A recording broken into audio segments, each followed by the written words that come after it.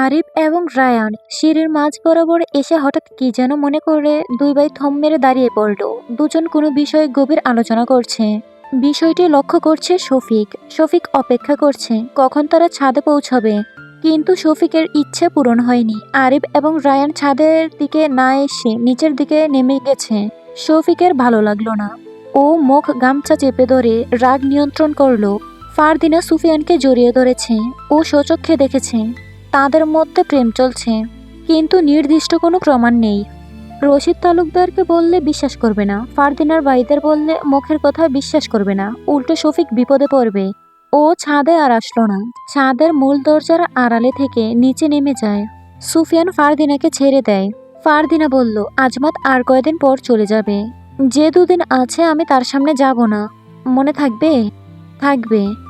দ্বিতীয়বার যদি দেখেছি ওর সামনে রং ডং করছো, তাহলে আমার থেকে খারাপ আর কেউ হবে না, বুঝেছ? ফারদিনা মাথা নাড়িয়ে বুঝালো সে বুঝেছে। সুফিয়ান বলল, মাথা নাড়ালে হবে না, মুখে বলো। আমি আর কখনো আজমাতের সামনে যাব না। আর যদি যাই, তুমি আমাকে মেরে ফেলবে। এবার হয়েছে? বাবা, এখন দেখছি আমাকেই প্রশ্ন করছো। ফারদিনা ছাদের মূল দরজার দিকে তাকিয়ে বলল, কেউ চলে আসবে, এসব নিয়ে আর কথা না বলি। আমরা আমার গোলাপ গাছ দেখেছ? না, চলো দেখাও। ছাদের এক পাশে নানান রঙের ফুল গাছ, কিছু ফুলের গ্রানে নেশাতুর হয়ে আছে চারপাশ। সুফিয়ান দু হাতের পিছনে বেঁধে দাঁড়িয়ে আছে। ফারদিনা ফুল গাছগুলোর কাছে বসে হাত দিয়ে স্পর্শ করে করে সুফিয়ানকে দেখাচ্ছে। শেষে ছুঁয়ে দেখেছে গোলাপ চারাটা। সুফিয়ান বলল, কবে গোলাপ ধরবে? যেদিন তুমি আমাকে নিজের করে নিবে, ভাবলেশহীনভাবে বলল ফারদিনা। সুফিয়ান দৃঢ়তার সাথে বলল, আমি তো শীঘ্রই তোমাকে নিজের করে নেব। ধরে নাও সেদিনই গোলাপ ফুটবে। যত্ন নিও ভালো করে, বলে সুফিয়ান পাথরের বেঞ্চে বসলো। ফারদিনা শান্তভাবে বলল, আমি যদি কখনো হারিয়ে যাই, তখন আমার গোলাপের খোঁজ নিও। যদি গোলাপ গাছটা জীবিত থাকে, তাহলে ভাববে আমিও জীবিত আছি। আর যদি গোলাপ গাছটা অজান্তেই মরে যায়, তাহলে ভেবে নিও আমিও মরে গেছি। বলে ফারদিনা আনন্দে হেসে উঠল। এমনটা বললে সুফিয়ান রেগে যাবে সে জানে। ইচ্ছাকৃতভাবে তার রাগ তোলার চেষ্টা করলো।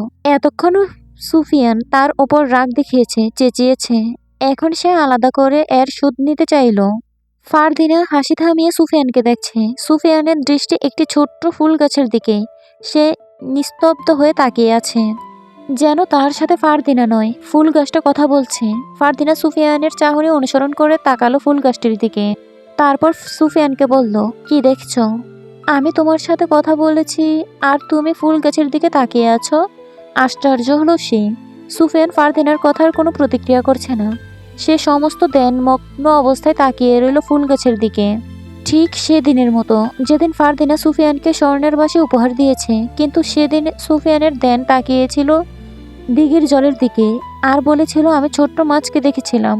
কিন্তু আজ সে কিছুই উপহার দেয়নি তাকে, বরং সুফিয়ান রেগে যাবে এমনটি আশা করেছিল। রাগ তো দূরের কথা, সুফিয়ান তার কথাই শোনেনি বলে ধরে নিল ফারদিনা। ফারদিনা সুফিয়ানের কাঁধে হাত রাখলো। তার হাত রাখতেই সুফিয়ানের হুঁশ ফিরল। বলল, কিছু বলেছিলে? এত গভীরভাবে কি ভেবেছিলে তুমি?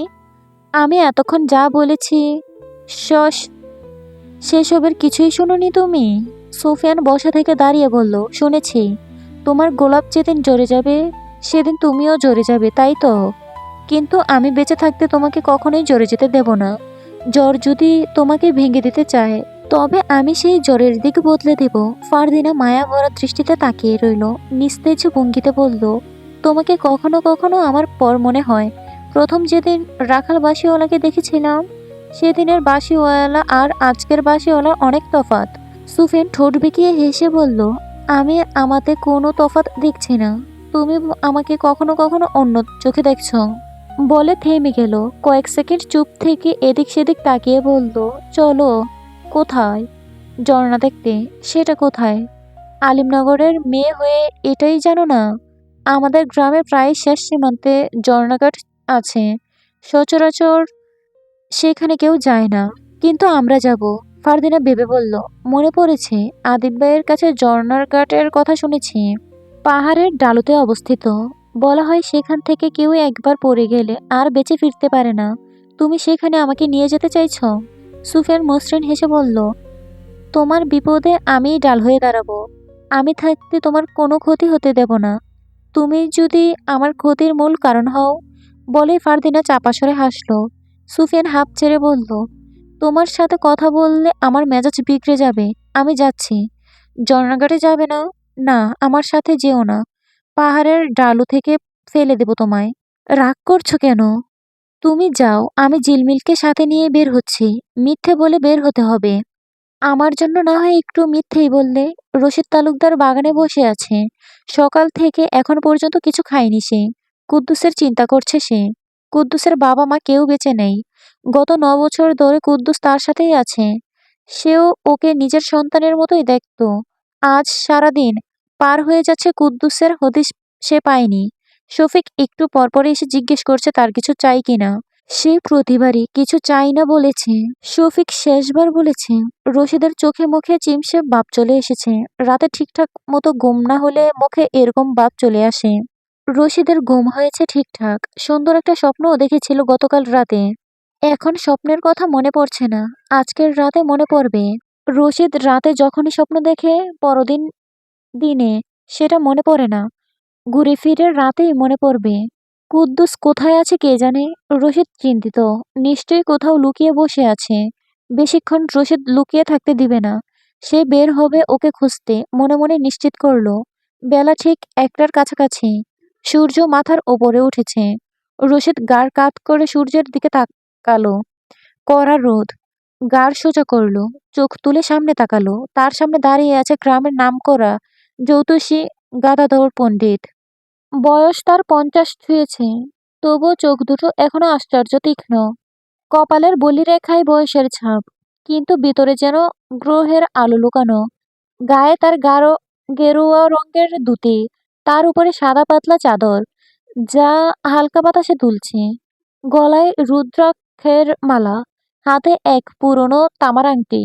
কানের কাছে পাক ধরা দাড়ি। আর কপালে গাঢ় চন্দনের টিপ। রশিদ বেশ সম্মানসূচক কণ্ঠে বলল, বসুন গদাধর বাবু। আপনি এখানে কেন? আপনি লোক পাঠালে আমিই চলে যেতাম। গদাধর আস্তে ধীরে বসলো। বলল, আপনার বলল, আপনার ভক্তি শ্রদ্ধা বরাবরই আমাকে মুগ্ধ করে। আজ বুধবার। আজকের দিনে দুপুরের রোদ, হাঁটাচলা করা উত্তম। তাই হাঁটতে বের হয়েছি। পথে আপনার বাড়ি পড়ল, ভাবলাম বসে যাই। অনেক খুশি হয়েছি আমি। আপনার পায়ের ধুলো পড়েছে আমার বাড়িতে। আমি ধন্য। আশা করি শীঘ্রই সুসংবাদ পাবো।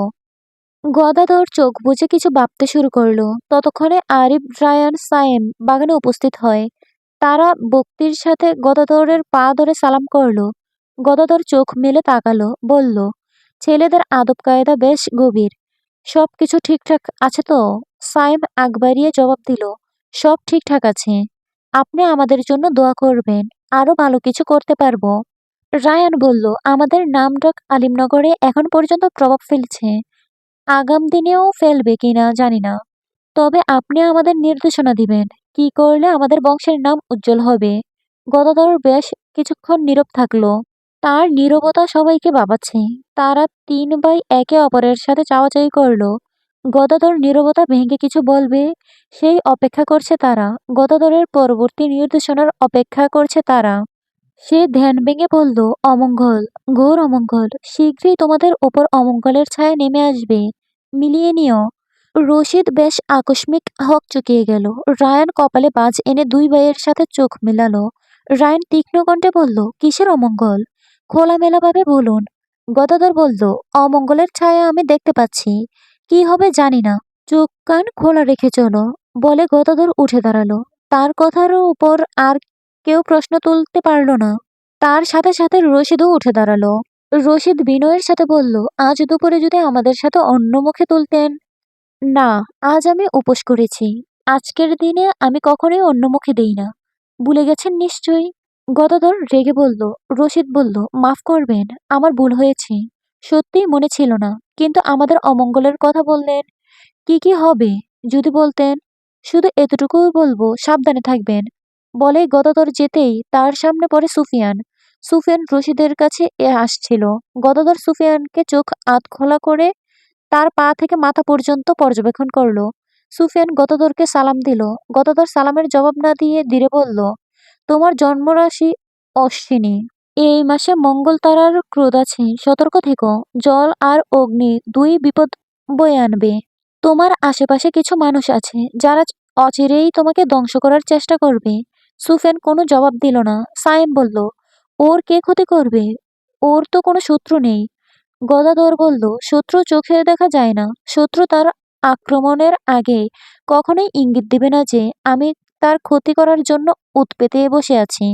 শত্রু লক্ষ্য রাখে তার শিকারের উপর, অপেক্ষা করে উপযুক্ত সময়ের।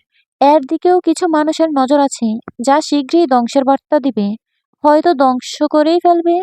রশিদ সুফিয়ানের পাশে দাঁড়ালো, তার কাঁধে ভরসাসূচক হাত রেখে বলল, সুফিয়ান আমাদের গ্রামে একটি নক্ষত্র। আপনি হয়তো জানেন না ও কিভাবে আমাদের কৃষিকাজকে কতটা উন্নত করেছে। আমার বিশ্বাস ওর কোনো শত্রু নেই, আর হবেও না। যদি কেউ ওর দিকে তেড়ে আসে তবে আমরা রুখে দাঁড়াবো। রায়ান রশিদের রেশ টেনে বলল, ঠিক বলেছেন আব্বা, সুফিয়ানের আমরা থাকতে কোনো ক্ষতি হবে না। থেমে গদাধরের দিকে তাকিয়ে বলল, আমাদের একমাত্র বোন ফারদিনা, ওকে নিয়ে যদি কিছু বলতেন। গদাধর অগ্নিচোখে হঠাৎ করে সুফিয়ানের দিকে তাকালো। সুফিয়ান সবার নজরে আড়ালে বাড়ির ছাদের দিকে তাকালো। ফারদিনা দাঁড়িয়ে আছে রেলিং ধরে, চেয়ে আছে ঠিক তাদের পানে। গদাধর ফারদিনাকে নিয়ে কিছু বলবে, তাৎক্ষণিক মসজিদ থেকে আজানের ধ্বনি ভেসে আসে। গদাধর 3 অক্ষরের একটা শব্দ বের করলো, শিগগিরই। এরপর থেমে গেল। তার কণ্ঠে এক ধরনের নিশ্চুপ গম্ভীরতা। গদাধর রশিদ থেকে বিদায় নিয়ে চলে যায়, যেন তাকে কেউ ধাওয়া করছে। ঠিক সেভাবে হন্তদন্ত হয়ে ছুটে যায়। রায়ান বলল, জ্যোতিষী আসলে কাকে বাঁচাতে চাইছে? আমাদের নাকি ঘনিয়ে আসা বিপদকে? স্পষ্ট করে কিছুই বলল না। সুফিয়ান বলল, এদের সব কথা বিশ্বাস করতে নেই, চলি। বলে ফারদিনের দিকে একবার তাকিয়ে চলে যায়। দিন ফুরিয়ে বিকেলের আগমন ঘটল দরুনিতে। রশিদ বাড়ির মূল ফটক ছেড়ে বাইরে বের হন। সাথে দুজন অনুচারী। সে হেঁটে যাচ্ছে নিকটবর্তী নদীর পাড়ের দিকে। তাদের দূর থেকে অনুসরণ করছে শফিক। কুদ্দুস চলে যাওয়াতে ওর জায়গাটা কয়েক ঘন্টা হয়ে দখল করেছে। ওর মূল উদ্দেশ্য রশিদ তালুকদারের মন জয় করা, তার খাস চাকর হওয়া। কিন্তু তার খাস চাকর হওয়া বেশ কঠিন বিষয়। কুদ্দুস চলে যাওয়াতে ও বেশ খুশি হয়েছে। কিন্তু সকাল থেকে একবারও শফিক রশিদের সাথে ভালোভাবে কথা বলতে পারেনি। ওর সুযোগ হলেও যেন রশিদ সেই সুযোগ কাজে লাগাতে দেয়নি। রশিদের উদ্দেশ্য কুদ্দুসকে খোঁজা। পাড়ার লোকে যদি জানে জমিদার রশিদ তালুকদারের সামান্য একজন কাজের লোককে খুঁজতে বের হয়েছে, তবে কি মন্তব্য করবে তারা? নানান ধরনের মন্তব্য করবে, হাসাহাসি করবে, হয়তো আড়ালে নয়তো নিঃশব্দে। কুদ্দুস অন্যদের কাছে সামান্য কাজের লোক হলেও রশিদের কাছে সামান্য কিংবা তুচ্ছ নয়। রশিদ ওকে স্নেহ করে। কিছু মানুষ যেমনই হোক, সময়ের সাথে সাথে তাদের সাথে মিশতে মিশতে মানুষগুলো তাদের অভ্যাস হয়ে দাঁড়ায়। কুদ্দুস তেমনইভাবে রশিদের অভ্যাস হয়ে দাঁড়িয়েছে। আজ সারাদিন কারো সাথে সে রাগ দেখাতে পারেনি। গা এখন ঝিমঝিম করছে। নিকটবর্তী নদীর তীরে তারা পৌঁছে যায়। কুদ্দুসের মন খারাপ হলে নদীর তীরে এসে বসে থাকে। বেশ কিছুদিন আগেও রশিদের সাথে ঝগড়া করে কুদ্দুস নদীর তীরে এসে বসেছিল। রশিদ আন্দাজ করলো আজও এসেছে। নদীতে জোয়ারের কলকল শব্দ বইছে, বাতাসে ভেজা ঘাসের ঘ্রাণ। তীব্র বাতাসে রশিদের জমকালো পোশাকের এক অংশ উড়ে গেল। সচরাচর তার নদীর তীরে আসা হয় না, আজ এসেছে। তার কারণ কুদ্দুস। প্রাকৃতিক পরিবেশের মাঝে মধ্যে বের হওয়াটা মন্দ নয় বলে রশিদ স্বীকার করলো। সে দম ছেড়ে ডানে তাকালো, কেউ নেই। এরপর বামে তাকিয়ে দেখলো দূরে কুদ্দুস পা বিছিয়ে গাছের উপর বসে আছে। রশিদ খুশি হলো, কুদ্দুস তাকে ছেড়ে যায়নি। সত্যি সত্যি ছেড়ে গেলে নদীর তীরে নয়, বরং গ্রাম ছেড়েই চলে যেত। রশিদ হাঁফ ছেড়ে ওর দিকে এগিয়ে গেল। কুদ্দুস আর চোখে রশিদকে দেখছে, দেখেও না দেখার ভান করছে এখন। রশিদ কুদ্দুসের গাড়ির কাছে ছড়ি ঠুকে বলল, কালু, তুই অনেক বড় অন্যায় করেছিস। আজ সারাদিন আমি তোর জন্য অপেক্ষা করেছি, আর তুই এখানে এসে বসে আছিস। রশিদ ভাবছে কুদ্দুস জবাব দিবে, কিন্তু না। ও মুখ গম্ভীর করে বসে আছে, কোনো প্রতিক্রিয়া করছে না। রশিদ নীরব কণ্ঠে আবার বলল, আমি ভাবছিলাম তুই সত্যি সত্যি আমাকে ছেড়ে চলে গেছিস, কিন্তু এখন মনে হচ্ছে না, আমি আমার সেবার জন্য সঠিক কাউকে বেছে নিয়েছি। তুই আমার সাথে আর রাগ করিস না, আমি আর তোকে বকাঝকা করব না। কিন্তু তুই হয়তো জানিস না, আমি আমার রাগের মধ্যে আমার ভালোবাসাটা প্রকাশ করতাম। তুই আমার রাগটাই দেখেছিস, ভালোবাসাটা না। কুদ্দুস হাতে বর দিয়ে বসা থেকে উঠে দাঁড়ালো। নির্বিকার দৃষ্টিতে রশিদের দিকে তাকালো। এরপর নিশ্চুপ ভঙ্গিতে পথের উল্টো দিকে হাঁটা শুরু করলো। রশিদ দ্রুত হেঁটে কুদ্দুসের পথ রোধ করে বলল, তুই আমার সাথে ভাব নিচ্ছিস? আমি তোর যেভাবে রাগ ভাঙাচ্ছি সেভাবে আমার সহধর্মিণীরও রাগ ভাঙাইনি। সারাদিন ধরে এখানে বসেছিলিস, চোখ মুখ শুকিয়ে গেছে, চল বাড়ি চল। আমাকে লোকজন দেখে ফেললে ভিড় জমাবে, আবার অভিযোগ নিয়ে আসবে। কুদ্দুস এবার মুখ খুলল, বলল, আপনি চলে যান, আমি আর তালুকদার বাড়ি ফিরবো না, আপনার সাথে আর কথাও বলবো না। রশিদ বলল, আহ, এবার তুই বেশি বাড়াবাড়ি করছিস। শোন, কারো অনুভূতি আর মন বদলানোর আগেই তার ইচ্ছেকে মূল্যায়ন করতে হয়। এই দেখ, তুই রাগ করে আছিস, আমি তোর রাগকে ভাঙাতে আসছি, কিন্তু বারবার আমার অনুরোধকে তুই প্রত্যাখ্যান করছিস। এরপর আমি এরপর যখন আমি ধৈর্য হারিয়ে ফেলবো, তখন আর তোর রাগকে মূল্য দেব না। কুদ্দুস দৃষ্টি আরেকদিকে নিয়ে বলল, আপনার মন পরিবর্তন হোক, আমা- আমাদের তাতে কিছু যায় আসে না। আমি যাব না আপনার সাথে, ফিরে যান। বলেই কুদ্দুস হাঁটা শুরু করলেই রশিদ ওর হাত থাবা মেরে ধরলো, বলল, চল আমার সাথে। তুই যেতে চাইবি না, আর আমি তা মেনে নেব? বলে রশিদ কুদ্দুসকে টেনে হেঁচড়ে বাড়ির দিকে নিতে চাইলো। কুদ্দুস ওর শরীরে সমস্ত শক্তি ছেড়ে দিল। ও কোনো মতেই যেতে রাজি নয় রশিদের সাথে। রশিদ টেনে হেঁচড়ে কুদ্দুসকে নিতে পারল না। কুদ্দুস মাটিতে চিত হয়ে পড়ে যায়। রশিদ বলল, আমারটা খেয়ে শরীর বেশ মোটাতাজা করেছিস। অনেক বাড়ি তুই, হাঁপিয়ে গেছি। নাটক না করে ওঠ, চল আমার সাথে। কুদ্দুস মাটিতে শুয়ে থাকা অবস্থাতেই বলল, আমি যাব না, আপনি ফিরে যান। আমি এভাবেই এখানে শুয়ে থাকবো, হতচ্ছাড়া। তোর মুখে কুকুরে প্রস্রাব করবে, তখন বুঝবি মজা।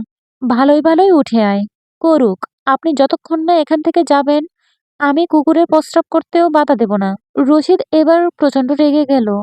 গায়ের শিরা ফুলে গেল, কিন্তু কোনোভাবে রাগকে নিয়ন্ত্রণ করে তার সাথে থাকা দুজন অনুচরীকে বলল, ওকে তুলে নিয়ে চল।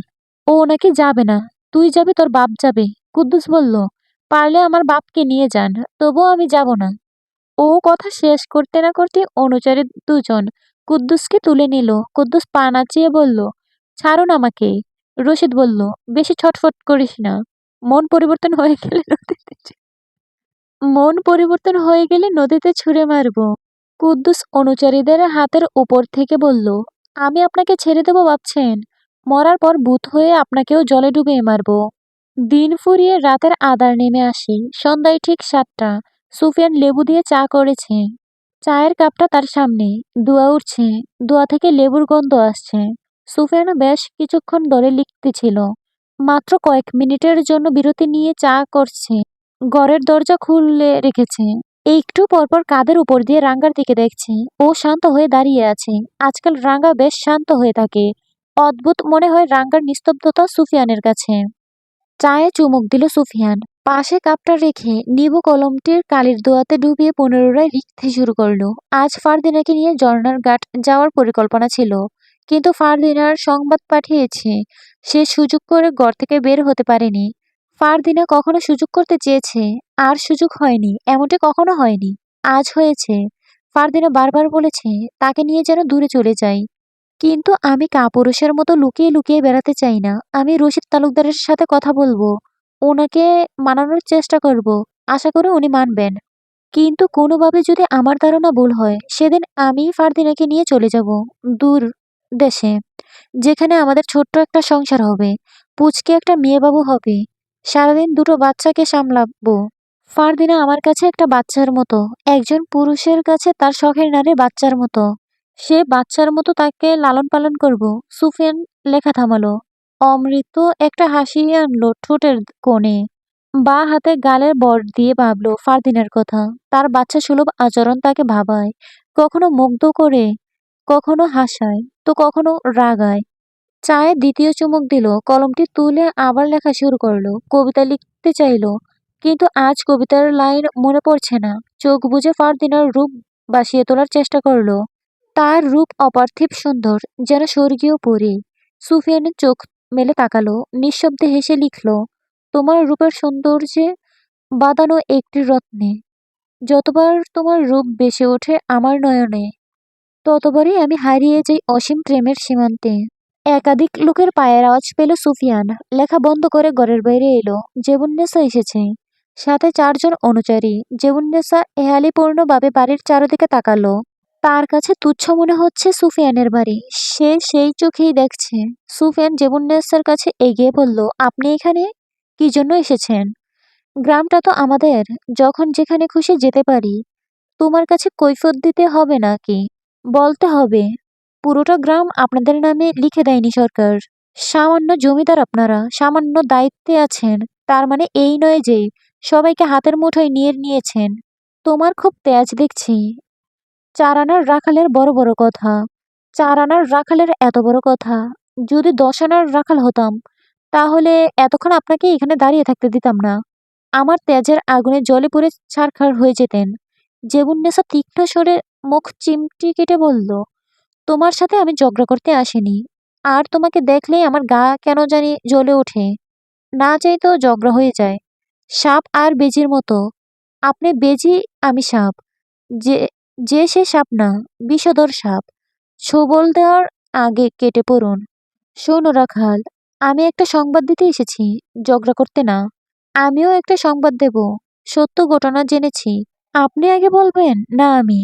জেবুন্নেসা চোখ মুখ লাল করে বলল, তুমিই আগে বলো। সুফিয়ান ফিসফিসিয়ে বলল, আপনি আপনার স্বামীকে নিজের হাতে খুন করেছেন।